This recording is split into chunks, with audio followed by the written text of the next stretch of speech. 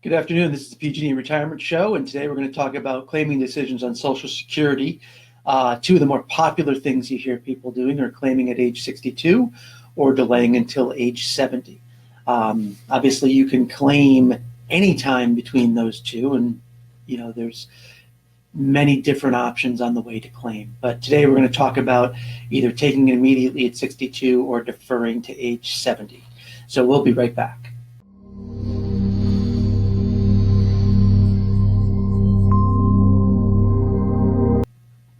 Good afternoon. Welcome to the PG&E Retirement Show. Each week we talk about a different retirement topic. This week we're talking about Social Security.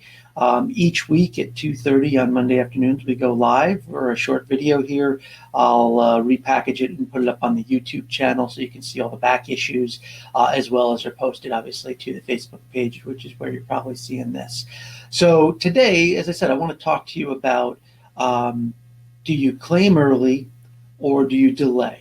So first off, the majority of people claim at age 62. It's over 60% of the people claim as soon as they can.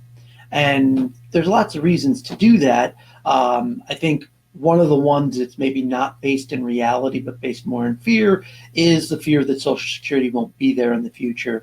And people say, I want to just get something out of it before it goes away. And while, yes, there are troubles with Social Security, it is an imminently fixable problem if anybody that was in a position to do that wanted to take over and actually go in and make some changes. It's not a particularly popular, entitlement that anybody wants to touch, but it is something that is fixable because they can raise the rates at which they charge the Social Security tax. They can delay when you can collect on it. Now, people that are going to turn 67 that were born in 1960, that won't happen until 2027. That's when the last changes, which happened in the 80s, will be fully baked in. So it's an easy problem to fix if anybody really wants to get involved. But let's look at some of the advantages of taking it at age 62. You might take it at 62 because you can retire now if you take it at 62. If you look at all your sources of income, your pension, your 401k, that might be great, but it might be not enough for you to be able to retire. When you add an additional, let's just say $2,500 a month from Social Security, that winds up being another $30,000 a year. That might be the difference between being able to retire now and not being able to retire now. You also might collect Social Security at age 62 for one of the spouse. If you're married, one of the two spouses generally would be the lower income earner. If you collect that now and delay the higher income earners Social Security, you're at least getting something today. And if you delay the higher income earners, that is a number that is going to compound out until you decide to take it. Again, maybe you wait until age 70.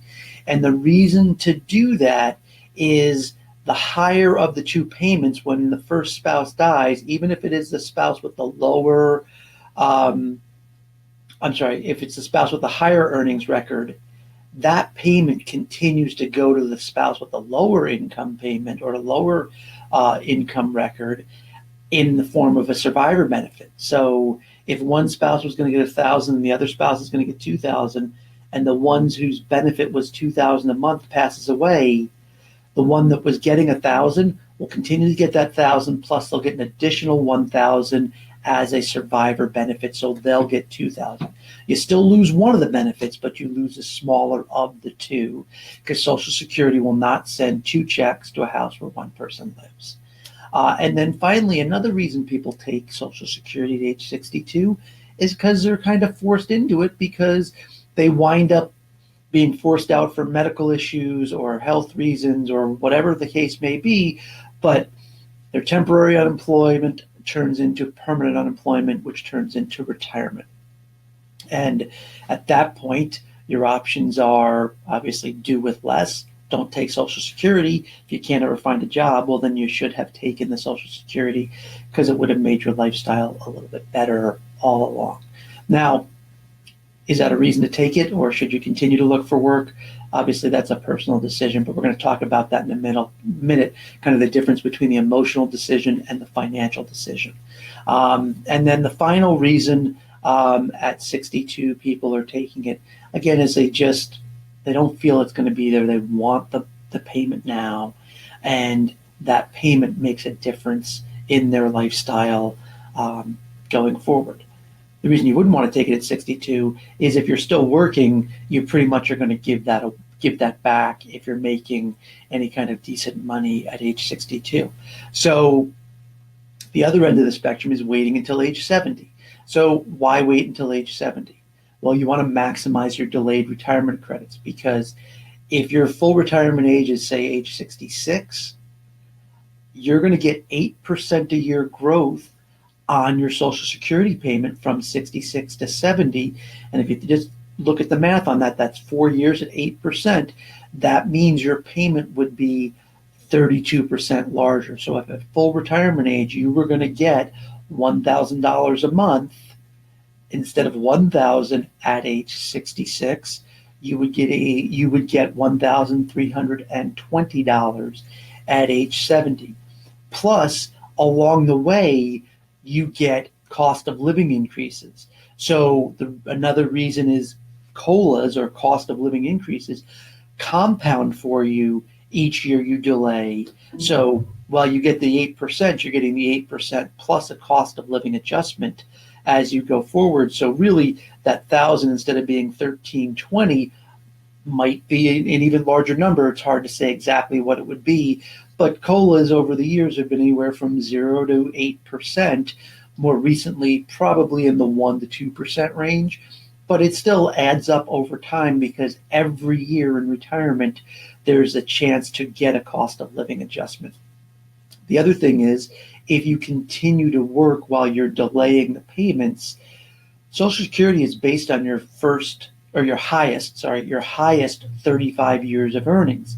Now, as we covered last week with Social Security, there's a thing called the AMI, the Average Index Monthly Earnings. That's good until age 62. After that, you don't get an index number. But if the number that you're adding in, even on a non-index basis, is better than your 35th lowest year, that number replaces it and increases your payment. So continuing to work in your mid-60s and even to late 60s, if you work till age 70, in most cases, people are in their highest earning years, and those years will replace earlier years in your work history. Or if you're in the situation where maybe you had some time out of the workforce, either due to sickness, family, whatever it may be, if you're replacing a 0, that's a significant increase to what your numbers would have been.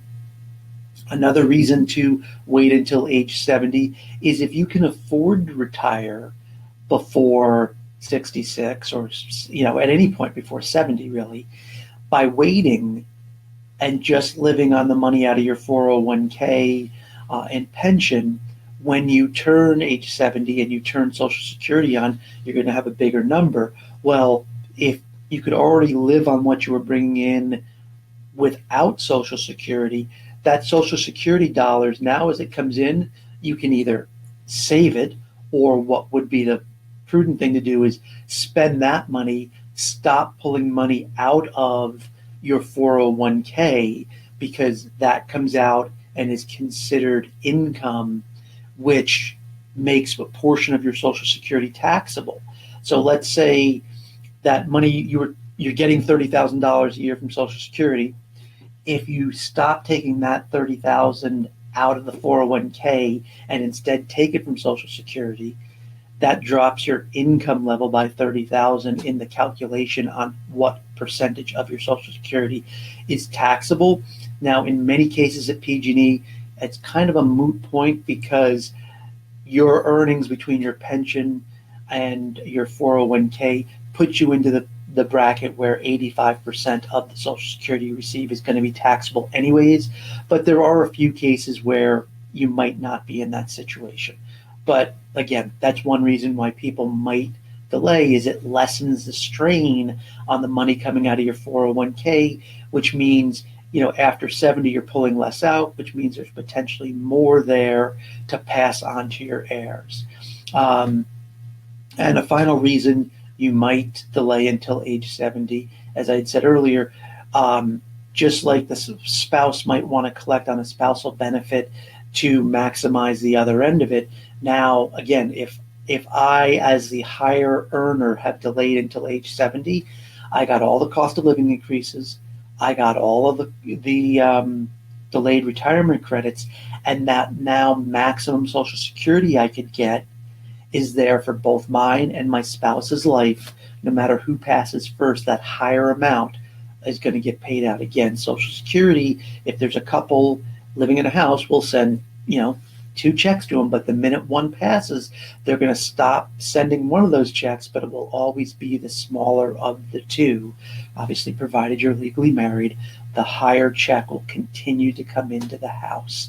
And when a spouse passes, there's never enough money to take care of everything, but having the higher check is obviously better than having the lower check. So those are some reasons, but ultimately, as I said, in Social Security, there's the emotional versus the financial decision. If you're looking for what is going to give me what I call the biggest pile of money, if I live to my life expectancy, which would be greater? It's a simple calculation. If you're going to live past, say, 83, the number varies anywhere depending on when you started on it. If you started at 62, generally somewhere in your late 70s. If you waited to 70, sometime in your early 80s, usually it's 83, is where the crossover happens. Meaning, had you started at 62 or 63 or 64 or wherever you started up until age 70, at 83, kind of on the late end, the person that waited to 70 because they're getting a bigger payment has made up any shortfall and is starting now every month to get more money after age 83. Like I said, that crossover point could be earlier depending on when you started. And we can run a scenario for anyone. If you want to give me the scenarios, I can show you at what age and where those crossovers are. But that's going to get you the biggest pile of money. Then there's the emotional side. You're 62. You could retire if you took Social Security. You're never going to be any younger. You're never going to be any healthier. Does it make sense to retire at 62 and enjoy those years when you're younger, even though it means you're not going to have as much money from Social Security later in life? That's the part of having a good financial plan, is knowing, am I worried about running out of money, or by delaying Social Security, what it really means is I'm just going to die with a bigger bank account. Now, there's nothing wrong with that if you're looking to leave assets to heirs and leave a legacy. A lot of people do that. But if you're more concerned about, hey, I want to retire now, and I think I have the assets to do it, and I'm not really concerned about what I leave behind, or I'm single, so I don't have anybody to leave it behind to, waiting for Social Security, again, just means there may be more to leave behind. And if that's not your goal, then even though it might not be financially the best decision, emotionally retiring at 62 might be better than having a bigger bank account. And that's a decision that only you can make, but it's something that we help people with. When we do a plan, we put the options on the table, show them what we think those numbers look like, and then help them make the decision. Because ultimately, when we get done working with someone, I don't think you necessarily need my professional opinion on what the right answer is, because you know how your cash flow is today. And if I can put all the numbers on and give you in relative terms, here's what you make today, here's what you could make if you did X, Y, and Z, will that work for you? You intuitively know whether those numbers will work. So something to keep in mind. I would be happy to run through any scenarios with you. Again, as hopefully by now you know, my name is Dan Leonard. You can reach me at 925-726-401k. You can email me at dan@mrppfg.com. And then finally, if you want to hop online and go to that bit.ly link, the PGE and C in the word call is all cap sensitive, but you type that in, it'll take you to my online calendar, and you can book a time where we can talk. Just let me know what topics you want to talk about and give me a phone number to call, and I'll call at the time you set up, and we can see if we can help you. So thanks for tuning in. Have a great week, and look forward to talking to you. Oh, and if you're going to the gas rodeo, I will be there, and you know what I look like, so feel free to say hello if you see me walking around the gas rodeo this weekend. Thanks a lot.